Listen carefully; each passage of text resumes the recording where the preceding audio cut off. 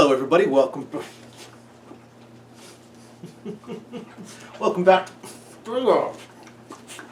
Welcome back to 10-Minute Reviews. That was Freya, the crazy one. I'm Jason. We're bringing you today's video. My dog is nuts. So today I'm going to bring you guys a new book and author. I haven't talked about this author in the past, I don't believe. As always, guys, please hit the like and subscribe buttons. We're just a small little family channel. Love to talk about books. I see you, Fuzzy, and we'd really appreciate any support you guys might want to give us. I also plan on getting a Discord channel going up, so as soon as I do, it'll be in the description down below. So, okay, I hear you. She got her toy now. So today I want to talk about Danielle Mains and her book, Monster Girl Dungeon. Monster Girl Dungeon.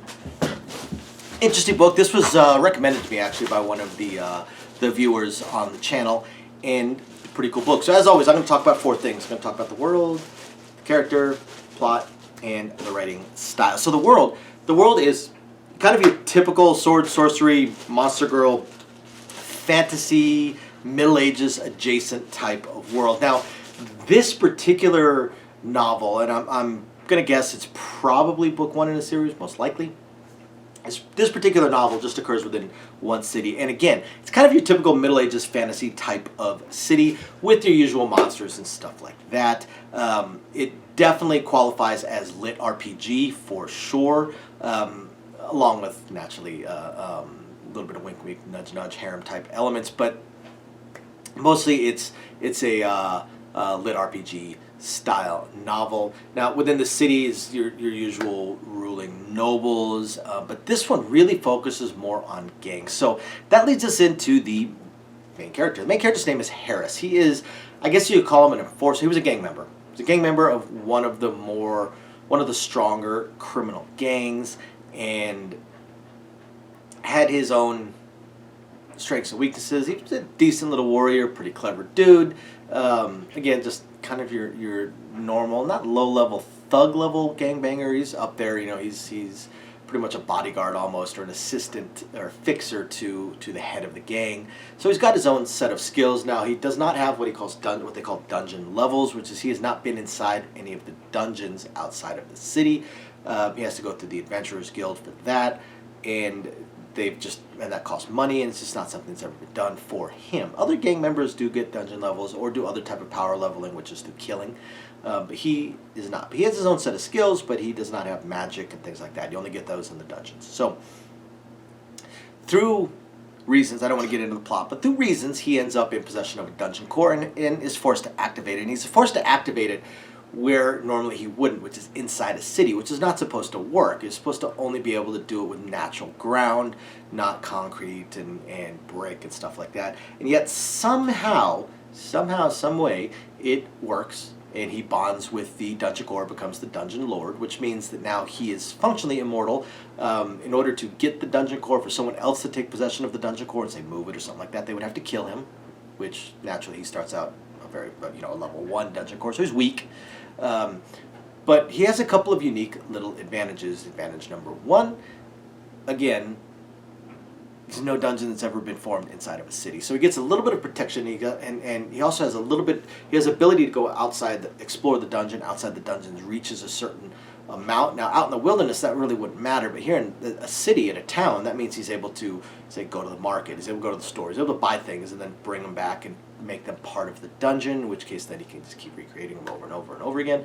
Along with that, unlike any other dungeon that is known, he manages to bond a monster girl right after bonding the dungeon, which means that his dungeon, instead of being filled with the usual type of monsters outside the city, his are actually filled with dungeon girl minions and dungeon girls, or monster girls rather, dungeon girls, monster girls, which means that they have magic, shape-shifting abilities, stuff like that. And then through other reasons that, again, I don't want to get into the plot, I don't want to give away the book itself or little things that happen, he ends up bonding with another monster girl. So he has two monster girls, which gives him two different types of magic, two different types of shape-shifting creatures and warriors that he can use. Unfortunately, he's also crossways of a competing gang for reasons that actually kind of jump-started this whole thing. So he already has a fairly powerful force that is coming to kill him. Plus, the Adventurers Guild, of which there are members such as the local guildmaster that could solo his dungeon, kill him, and take the dungeon core and take it somewhere else and implant it again. If they don't like where it's at. And of course, they don't like where it's at, and the guild does not want him there. So he's got the guild to worry about and trying to make sure that he stays on their good side and offering up reasons why it is advantageous for him to be there, along with the fact that he has a few revenge things he needs to do, which of course also puts him crosswise of the guild because dungeons are not supposed to be going out into the city. And then he's got this gang that is trying to kill him, has some very powerful dungeon level people with magic and such of their own, also trying to kill him to take the dungeon core, because dungeon cores are also extraordinarily valuable. So all in all, he's got all kinds of things working against him. The only thing he has working for him is the fact that, one, he's a dungeon lord, so he's got some abilities within his own domain. He's basically God. Two, he's got a couple of monster girls to help him that are also intelligent and self-driven, self-aware, with magic and various abilities of their own. And lastly, he's kind of clever. He's kind of clever. So the writing style for this book, basically kind of typical for what you would expect with this type of book. It's fun. It's fun. It's a lot of fun. The character is kind of clever. The character is kind of amusing. He is definitely not overpowered. In fact, he spends more time hurt than he does fully healed and fully healthy. But it's fun. It's definitely fun. The interactions between him and the two monster girls is a lot of fun. They definitely are different in a lot of ways.